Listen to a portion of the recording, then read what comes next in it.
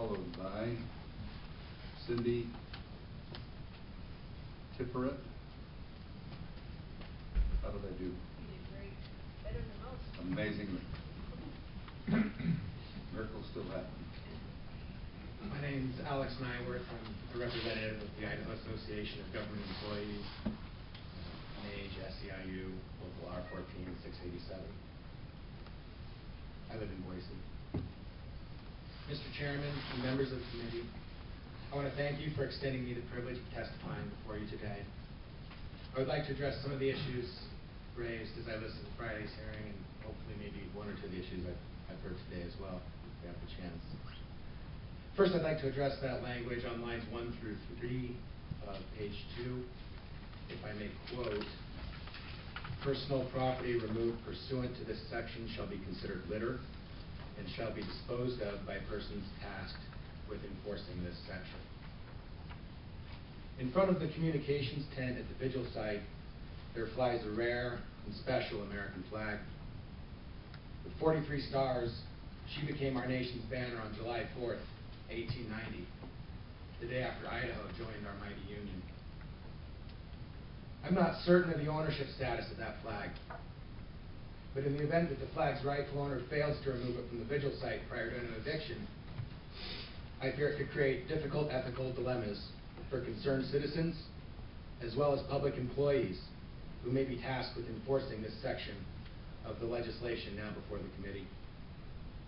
In that situation, which hopefully never comes to pass, what would be the proper course for a patriotic American to take?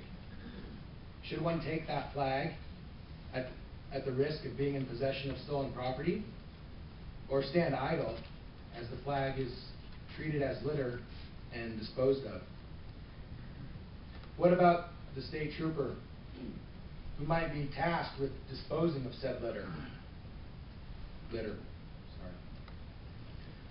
Would they be able to decline this assignment without facing discipline for insubordination, a terminable offense under IDAPA code?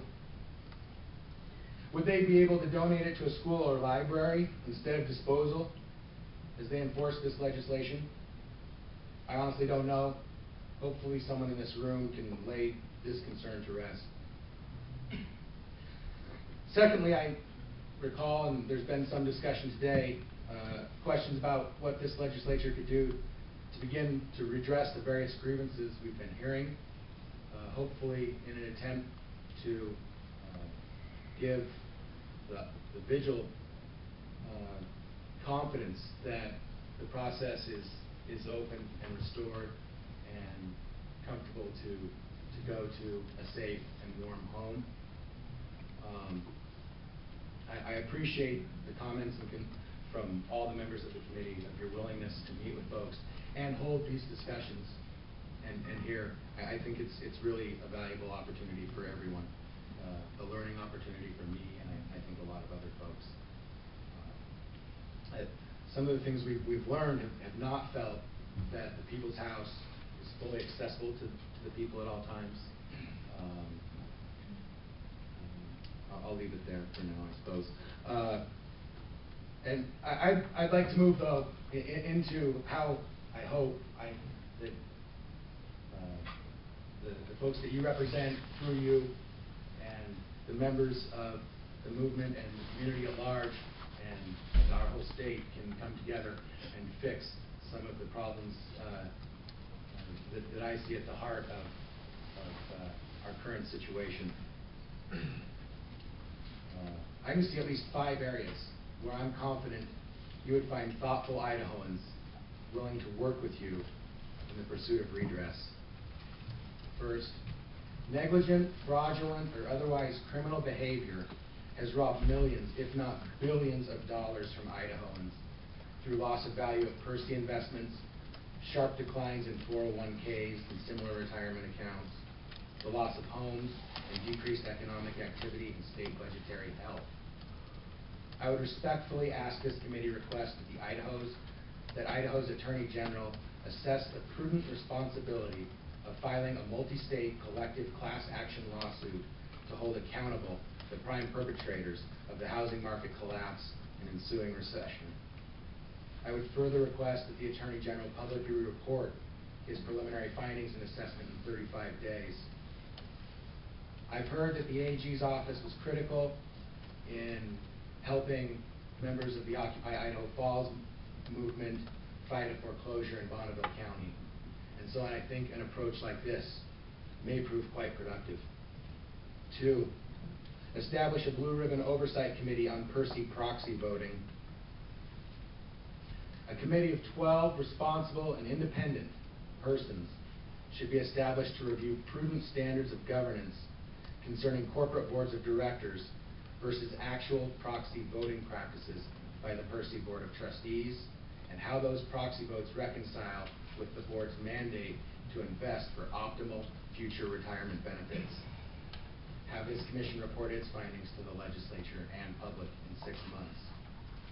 3, crafting a joint resolution requesting our congressional delegation bring before this legislature for ratification an amendment to the U.S. Constitution that would permit Congress and the states to regulate corporate money in elections. 4, a formal system of seeking informed input on critical questions of statewide importance. I'm hesitant to say this because I consider myself a dyed-in-the-wool independent, and so I don't want this to be construed as an endorsement of any candidate or anything, but there was an interesting model, or an interesting starting point that was recently proposed by at least one candidate who recently sought to occupy a certain office on the 2nd floor. I think that proposal for drawing this input would be at least an interesting starting point for a discussion on ways to bring more Idahoans' voices into the part of the debates that will affect all of our lives. 5, creating a state bank that could invest in Idaho's economy rather than making risky Wall Street bets. I'm certain that any extended discussion will yield other areas where we can work in common cause. I know that the Policy Advocates Working Group has been meeting with city councilors, and I imagine they would love to hear from any representatives. Their meeting, I believe, is after that open house on Tuesday at 5:30 in the big room towards the west end of the vigil site. I'm sure they would love input from anyone listening on the live stream or in this room. Thank you for this opportunity again, and I'll attempt to answer any of your questions. Thank you, sir. Are there any questions? Thanks, Mr. Chairman.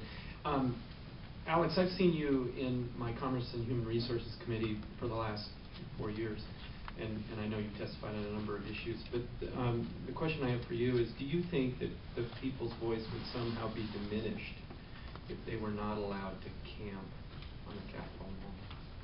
Yeah. I view the assembly that happens there as facilitating not only a discussion, but further assembly. This movement doesn't, to my knowledge, doesn't have an office, doesn't have the resources that I know of to get a space where people know where we are, where they are. The vigil site has provided that opportunity.